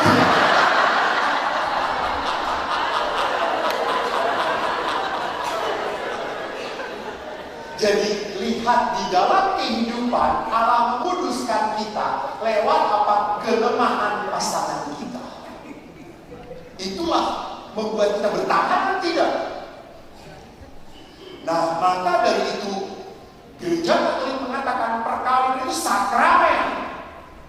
Artinya saya hanya bisa menghadirkan Tuhan lewat diri saya, pribadi saya. Maka saya coba cek di sini, sudah Katolik berapa tahun? Berapa tahun sudah jadi Katolik? Sejak kecil? Belum? Oh, sudah tua. Sekarang muda. 2016. Kalau orang dibaptis, lambang penyelamatan kehadiran sakramen baptis lewat apa? Lambangnya. Anda waktu dibaptis pakai apa? Air comberan? Selang pompa bensin? Lewat apa? Oh, dicelupin. Air, betul? Air adalah lambang dari baptis. Kalau Ekaristi, lambangnya apa? Hosti, bagus. Kalau perkawinan, apa lambangnya? Salah. Perkawinan lambangnya adalah pasangan Anda. Maka dalam perkawinan Anda berhadapan-hadapan kan? Saya, Eko, memilih engkau, Jupiter, untuk menjadi istri saya. Itu sakramen. Sakramen di situ bukan tukar cincin. Maka pernikahan tidak ada cincin, tidak ada apa-apa. Yang penting ada ucapan janji itu. Di situ sakramen. Maka saya menghadirkan Tuhan dengan hidup saya di dalam perkawinan, itulah sakramen. Nah, kalau kita melihat kembali di dalam hakikat dan tujuan perkawinan, kanon mengatakan bagus. Kodrat perkawinan pertama adalah bagi kesejahteraan suami, istri. Kedua, kelahiran anak. Dan ketiga, pendidikan anak. Nah, Bapak Ibu, saya sedih. Di kota-kota besar, ini sudah ada tren anak-anak muda menikah tapi tidak mau punya anak. Disebutnya child free. Apakah akan diberkati di gereja? Tidak. Gereja tidak boleh memberkati pasangan yang menikah dengan jelas-jelas ngomong kami tidak mau punya anak, nggak boleh. Karena tujuan perkawinan harus terbuka pada kelahiran anak. Kalau nantinya tidak dianugerahi anak, itu kehendak Tuhan, itu jalan Tuhan. Tetapi kalau perkawinan itu sejak awal dimaksudkan supaya tidak punya anak, tidak boleh. Yang kedua, juga keprihatinan sebelum menikah di kota besar. Semoga tidak terjadi di Sorong. Sebelum menikah sudah terjadi apa? Harta terpisah.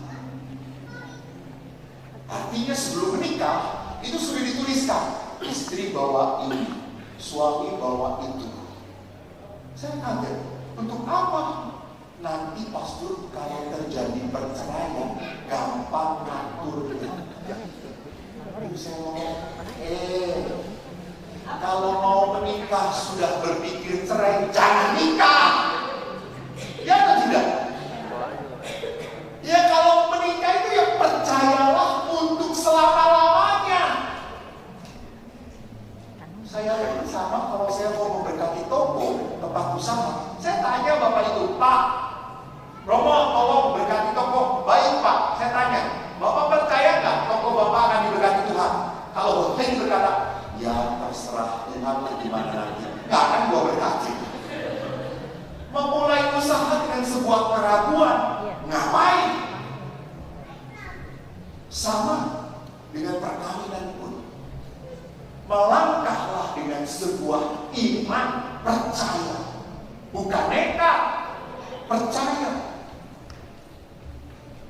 Jadi gereja pun sama tidak pernah mendukung harta terpisah. Karena lihat apa yang dipersatukan Allah. Di dalam perkawinan itu kebersamaan seluruh hidup.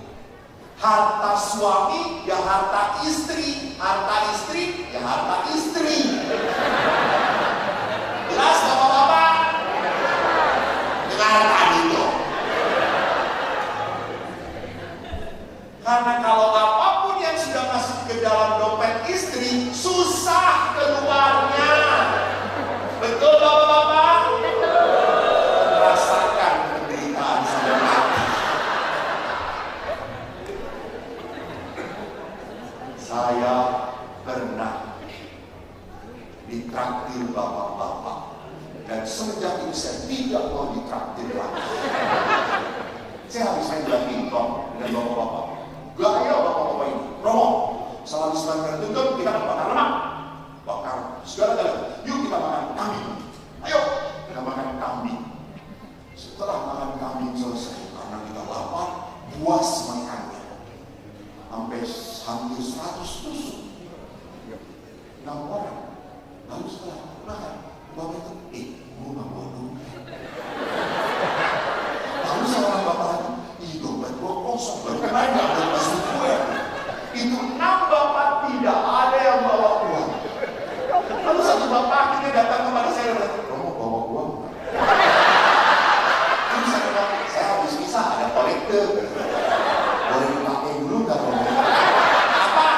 Bayar sate. Ya Allah, kata saya. Baru 1 kali itu saya makan sate haram. Dibayar dengan uang kolektor umat saya.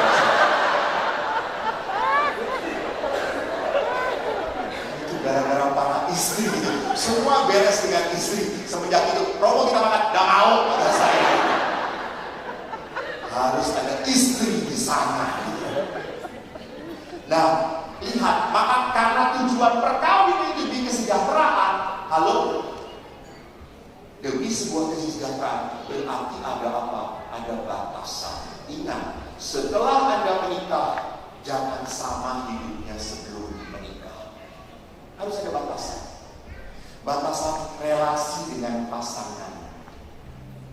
Coba relasi dengan pasangan. Saya tanya, ibu-ibu, apakah boleh membuka handphone suami? Boleh.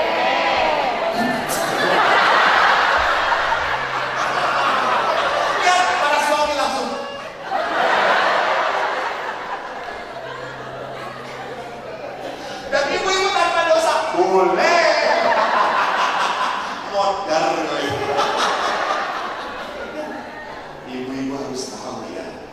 membuka handphone suami itu sama dengan suami masuk ke ruang pengakuan dosa.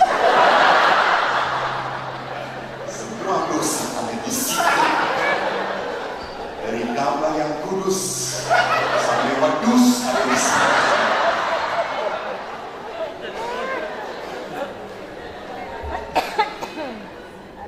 Ingat, ada batasan. Bolehkah saya menolong, ngasih uang kepada orang tua saya tanpa sepengetahuan pasangan? Tidak boleh. Ada batasan. Tapi itu kan mama saya, tapi kan itu uang saya. Hey. Setelah menikah tidak ada uang saya. Uang kita kali. Harus ngomong dengan pasangan, relasi, ada batasan. Kapan boleh ngasih, kapan tidak boleh ngasih, kapan harus ngomong. Istri merasa beli barang baru penting sekali, suami sulit dihubungi, bisa langsung beli atau menunggu ketemu suami. Beli saja. Langsung beli saja. Lihat, haleluya saudara-saudara. Susah kalau kita dengan Cleopatra.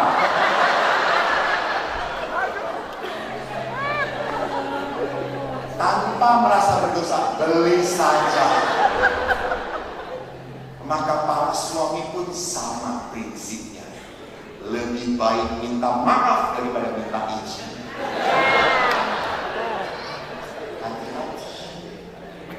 Hati-hati. Jadi lakukan dulu baru maaf. Aku pernah salah, maaf. Yang kedua, harus ada batasan relasi antara orang tua dan anak. Kapan anak boleh diatur, kapan tidak boleh diatur lagi. Setelah anak-anak Anda menikah, Anda harus bisa menutup tangan dan berdoa. Cukup. Jelas para mertua?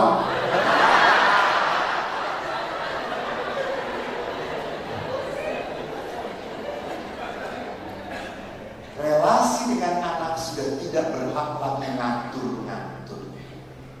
Karena anak punya rumah tangganya sendiri. Jangan merasa bersedih kalau dia punya waktu untuk keluarga. Ayah saya pernah ngeluh tentang adik saya. Ya, setelah kita berdamai, ayah saya langsung curhat pada saya. Padahal anak bodoh, tapi bijaksana. Romo. Ayah saya tuh, adik kamu tuh ya sudah lama nggak pernah datang, nggak pernah nengokin orang tua. Males dia tidak datang, jengkel sekali. Baru saya ngomong, Pak, Bapak prodiakon, Bapak aktivis gereja, rendah hati. Kalau anak gak datang, ya Bapak yang datang. Masa Bapakmu harus datang? Gak kayak gitu aturannya. Siapa yang atur? Tuhan berkata, hendaklah kalau kau jadi pemimpin, kau harus melayani. Pergi, datang ke rumah aja. Rupanya Bapak mengikuti firman anaknya. Karena dia tahu kalau melawan firman anaknya celaka. Bapak saya langsung mengunjungi adik saya. Adik saya udah merasa gak enak hati karena Bapak tiba-tiba hadir. Bapak mau bawa makanan. Adik saya senang sekali. Dan beberapa bulan kemudian adik saya rajin kembali datang kepada Bapak. Ya. Jangan hanya menuntut. Do something. That is love. Love not waiting. No. Love not waiting. Love is the one who make the first step. Cinta itu harus pertama yang saya lakukan, bukan nungguin. Yang ketiga adalah relasi antara pasangan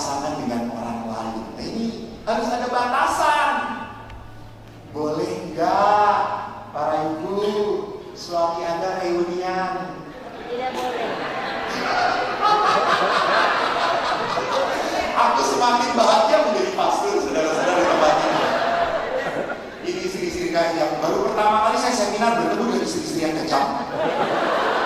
Langsung tidak boleh. Boleh nggak suami Anda ketemu mantannya? Nggak boleh. Ya Allah, Yesus. Saya biarkan suaminya digantungkan langsung apalagi suami Anda. Lihat, sejauh mana? Apakah suami Anda tidak boleh lalu Anda pegang mati di tangan? Jangan lupa itu. Perkawinan itu bukan seperti ini. No. Kalau Anda sampai tidak boleh, berarti Anda masih merasa ragu-ragu dengan cinta pasangan. Anda masih ragu pada kesetiaan dia. Cinta itu tidak mematikan, cinta itu menghidupkan. Saya ulangi pertanyaan saya. Ibu-ibu, boleh nggak suami Anda reunian? Boleh nggak? Ini mau yang seminar Bapak Paus saja tetap aja nggak bertobat. Jadi lihat orang dulu tidak boleh gitu. Ada apa? Mungkin dia pernah dilukai. Betul? Dia pernah dihianati. Maka bereskan dahulu. Bicara, ngomong, ikut bareng reunian, ajak. Boleh. Bawa anjing heldernya.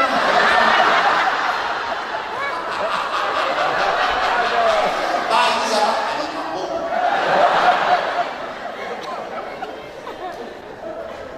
Jadi memang ini perlu dibicarakan, perlu. Jangan ngomong, kita sudah dewasa, tahu sama tahu. Hati-hati. Karena kalau kita tidak bicara batasan, kita tidak akan tahu mana yang membuat dia jengkel, mana yang membuat dia menerima. Harus ngomong. Mana yang oke, dia masih toleransi, dan mana yang tidak toleransi. Itulah tapal batas. Kami para imam pun punya batasan. Kami kalau masuk ruang konsultasi, boleh pintu ditutup? Boleh, selama di ruangan itu ada kacanya. Jadi ada kaca, pimpinan bisa melihat. Oh, tidak pegang-pegang. Selama ruangan itu tertutup, maka harus terbuka pintunya. Itu aturan. Ruang pengakuan dosa akan tertutup, tetapi antara ruang pengakuan dosa ada sekat kencang, jempol pun tidak bisa masuk.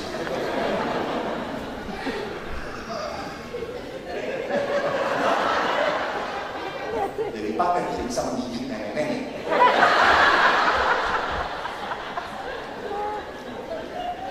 Jadi lihat tapal batas itu penting.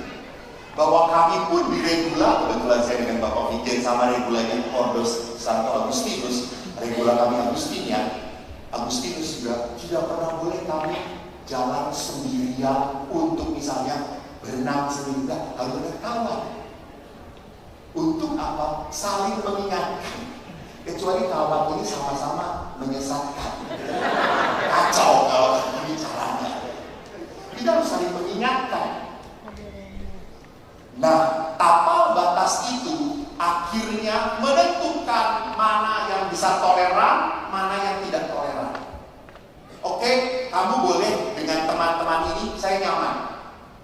Karena mohon maaf, ada juga teman-teman suami yang sedikit-sedikit ngaco, dibawa kekacauan. Saya kalau dengan para itu, tolong ya maaf, saya merasa tidak nyaman. Ngomong, bicara, jangan kamu dengar lagi.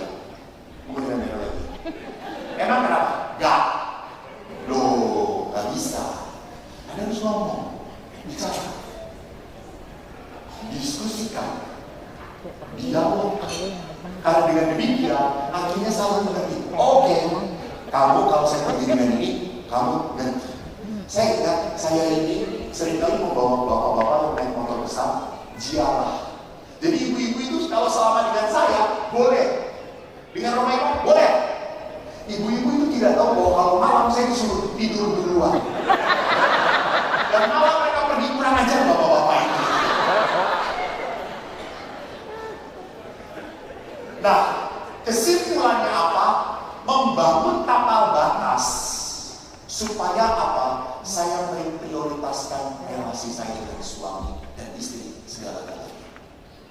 saya menghargai pasangan saya. Maka saya ada batasan. Dan membangun tanpa batas itu berarti apa? Ngajak pasangan berbicara, ngobrol, membahas, tidak diem saja. Dan yang saya menarik adalah kalau perkawinan itu anugerah Allah, pasangan itu berasal dari Tuhan, dikasih oleh Tuhan. Kalau ada masalah, tolong libatkan Allah, libatkan Tuhan. Kalau Tuhan yang menyatukan, ngobrol dengan Tuhan. Jangan langsung Anda memutuskan hanya melibatkan kemarahan, kejengkelan, luka dan sakit hati Anda. Please deh. Emangnya cuma ibu yang punya masalah? Enggak. Banyak ibu-ibu lain yang lebih punya masalah. Mereka aja kuat. Ibu aja cekek. Ngerti nggak? Oh, gue jadi emosi. Nah, aku suka. Terakhir. Tadi yang saya katakan, tidak ada keluarga sempurna. Kita tidak punya orang tua sempurna. Kita sendiri tidak menikah dengan orang sempurna. Dan kita tidak punya anak-anak sempurna. Kita punya keluhan satu sama lain. Kita kecewa satu sama lain. Oleh karena itu tidak ada pernikahan dan keluarga yang sehat tanpa pengampunan, forgiveness. Pengampunan. Maka Ibu Teresa dari Calcutta pernah berkata, apa? The most important thing in our marriage life. He just said to pray and forgive. You cannot forgive if you do not pray. Orang itu hanya bisa memaafkan kalau orang itu berdoa. Karena memaafkan itu kekuatan dari Tuhan. Anda sebagai manusia kalau disakiti, apa kecenderungannya? Balas. Betul atau tidak? Suami saya lari dengan wanita satu, saya bisa satu bus.